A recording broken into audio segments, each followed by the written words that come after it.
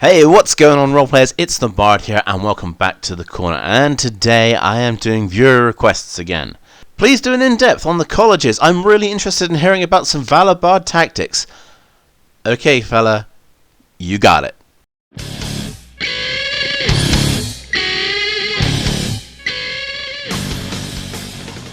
So I find Valor to be one of those curious colleges. It's a full casting class, and yet it turns around and says, here you go, here's 2 attacks, go ahead and get up front. But a Bard's greatest strength is usually versatility. It has all the spells, it has all the skills, why shouldn't it have all the sword swings as well? I also think that the Bard gets presented in quite an unusual way. It's the kind of class that you think is supposed to be in the limelight. Yet a lot of its abilities are tailored to helping other people. Things like Counter Charm, Song of Rest, Bardic Inspiration, they're all things that other people will take advantage of. And what with your Jack of all trades and your expertise abilities, a lot of the time people are going to be looking at you to be the problem solver, especially with your vast array of spells as well. So it becomes very easy for a party to look at a Bard that's with them and think that, well, that's just a useful thing that I can take advantage of when I can't do something myself. And it's easy to fall into that trap, and it's easy to actually let yourself fall into that trap. The key is then to establish who you are and what you do before you get started. Your Bard should not play second fiddle. Your Bard should be the showstopper. Let's explore some character options.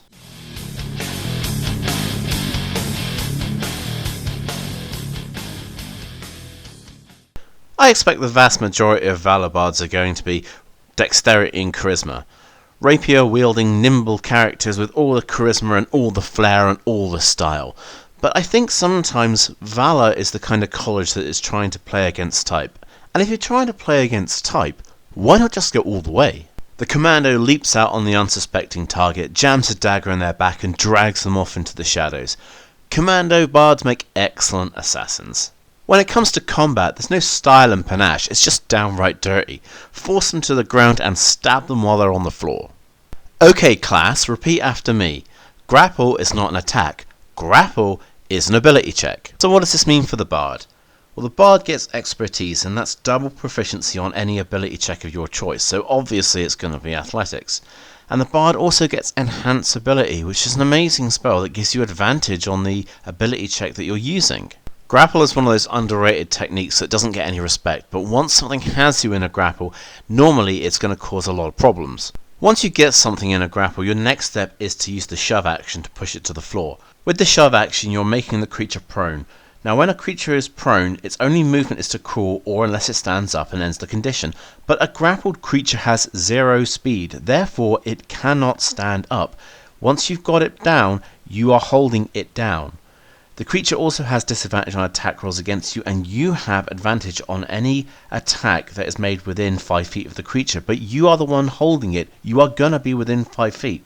Whatever you're holding down cannot move away, and you can just attack it to your heart's content. So in a lot of cases, in order to get out of this grapple, the only thing you can really do is to contend it with athletics or acrobatics. But as we've already established, you have double proficiency and advantage on that roll. And in order to contend that role, the creature has to spend an action to do so. Commando Bards are incredible at locking a combatant down.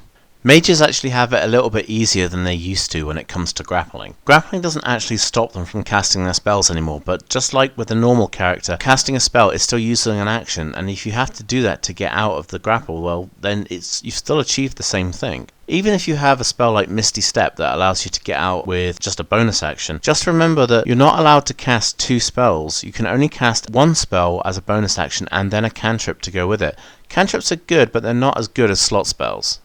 If you're going to go this route, then you need to at least get Tavern Brawler. The bonus to strength or constitution is very, very nice because everyone just likes to have more strength. Proficiency with improvised weapons, and that's going to be one of the most important things because you're probably going to want to combo that with Shield Master, which we'll talk about in a second. Your unarmed strikes deal 1d4 damage, which is quite respectable, it's better than just 1. And when you hit a creature with unarmed strike or an improvised weapon on your turn, you can use a bonus action to attempt to grapple the target. So there's options there to get into the grapple if you need it, but really what you want to do is start with a grapple. Because if you're using the Shield Master feat, you get to spend a bonus action to shove a creature. So you replace one of your attacks with a grapple attempt, and once you've got it grappled, you can still make another attack, and then you can use your bonus action to shove it to the floor.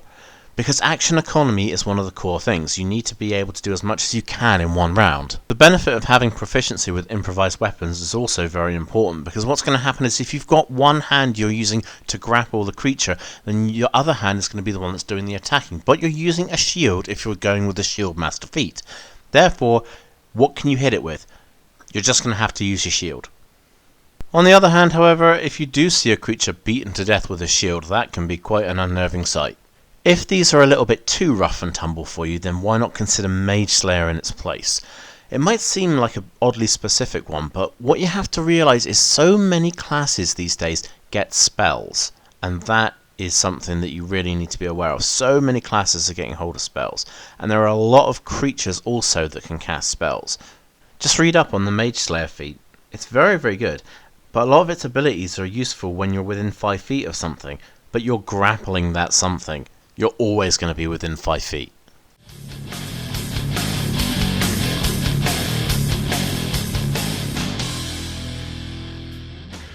Maybe a little ambitious, perhaps not a gunslinger in the truest sense of the word, but definitely a hand crossbow expert nonetheless. So not only did Going Valor give you proficiency with medium armor and with shields, but it also gave you martial weapon proficiency as well, making the hand crossbow usable now. So Crossbow Expert allows you to ignore the loading rule, which gives you your full complement of attacks. You also get an additional bonus attack with a hand crossbow as a bonus action. So if you're just using a hand crossbow on its own, you basically just get 3 attacks with that. Now on top of this, you want Sharpshooter. The range thing isn't really a big deal, but what you really want is the -5 to attack and +10 to damage. One tactic you can use is to combine both these feats with Hold Person. Hold Person gives a creature the paralyzed condition. That means that all hits against it can be critical hits, and as long as the attack is made within 5 feet of it, the attack has advantage as well. But Crossbow Expert means that you can attack within 5 feet of a melee combatant without getting disadvantage, so you can still get all that wonderful advantage as well as critical hits.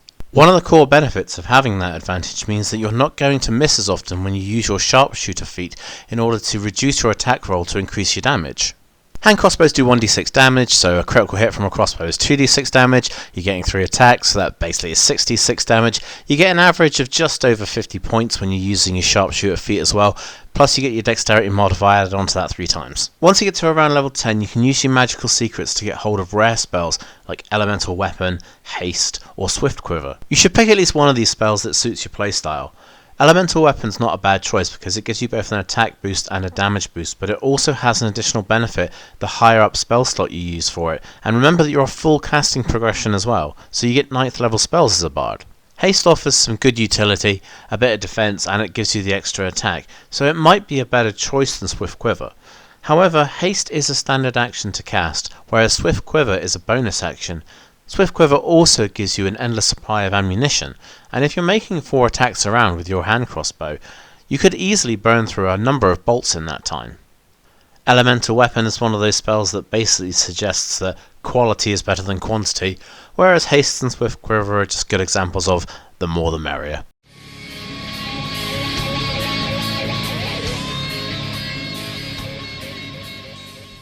So the Valor Bard makes for a natural Gish. Now if you're not familiar with the term Gish, it refers to the psionic race Githyanki and the fighter wizard variants that they had. However, persuasive redefinition of the term has led it to refer to a character who is skilled in both physical and magical arts. So the typical Gish is melee for fighting and spells for ranged. So the Gish Bard actually has a great many similarities to our Gunslinger variation. However, the Gish also wants to be adept when it comes to just general use spells as well. What's going to happen as you get further up the progression track is you're going to get access to some of the highest level spells on pretty much any class you like. So you can have things like Foresight and Meteor Swarm and just toss them around quite casually. When it comes to top end characters, you only get 1 9th level cast per day. But even so, Foresight is an excellent choice. Considering it doesn't require any concentration and just lasts for 8 hours, it's a pretty good one to cast just before you go out adventuring.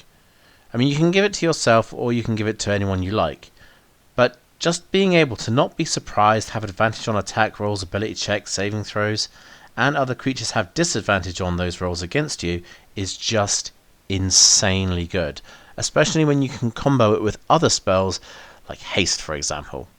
Some gishes tend to go one way or the other. I mean, it's very difficult to keep a complete balance in everything that you're doing. So if you do tend to veer more towards spells, then Warcaster is probably the best choice. Elemental Adept is pretty good as well as a close second, but you really need Warcaster in order to make the Gish work. A typical Gish tends to work more on strength than on dexterity. Even though you can have a dexterity-based Gish, it tends to veer towards the strength-based weapons, and usually things like poleaxes and greatswords. What this ultimately means is that probably both your hands are going to be full. Whether you're going double-handed weapons or sword and board, it really makes no difference. But the fact is, if you have Warcaster, you don't need to put your weapon away in order to cast spells. You've probably noticed that I've put up a whole host of feat combinations, and it's because the Bard is so versatile that it can practically be anything it wants to be.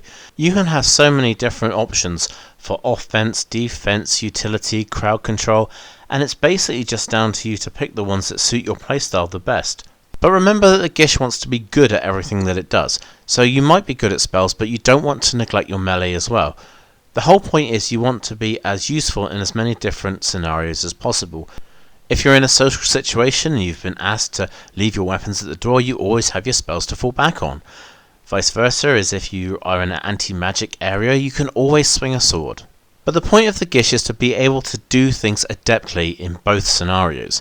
So it's not just a case of, say, falling back on your melee attacks, it's having really strong and solid melee attacks, which are just as devastating as your spells, and vice versa. It's one thing for a Valor Bard to have maybe a couple of attacks. It's quite another when you're looking at something like 3 or 4, when you're buffed up with haste and you're hitting multiple times and you're getting great weapon damage and you're able to use cleave actions and all that kind of stuff. A Valor Bard pretty much has all the tools to be useful in any situation. All the Gish is doing is taking those tools and just making them the best that they can be.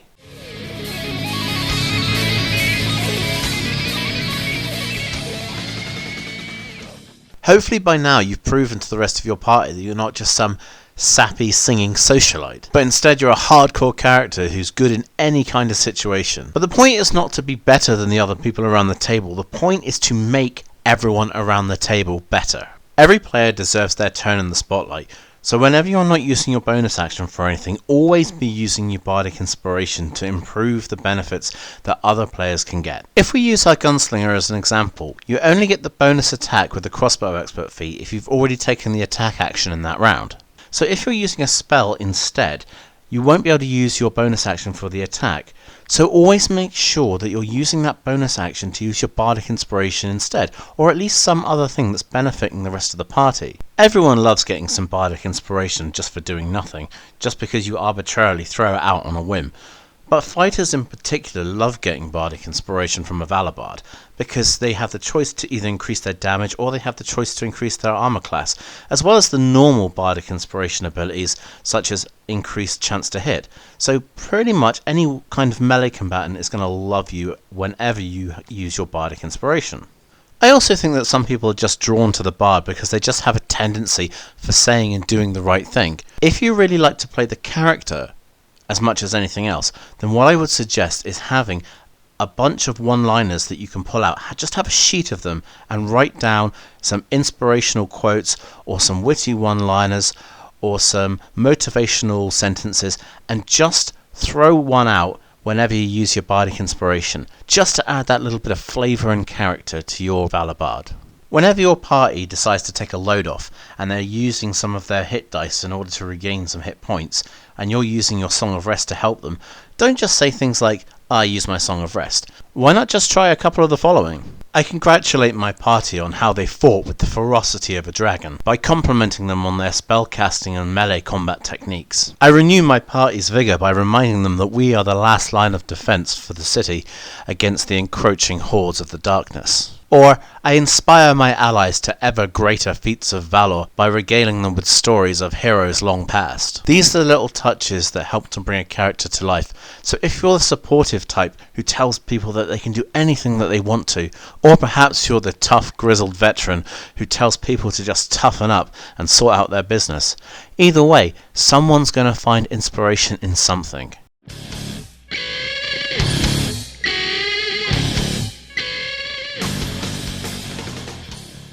So what do you think, guys? Has this Bard inspired you to defy convention? Leave your story in the comments down below. Also be sure to like and subscribe, and I will see you guys next time at the gaming table.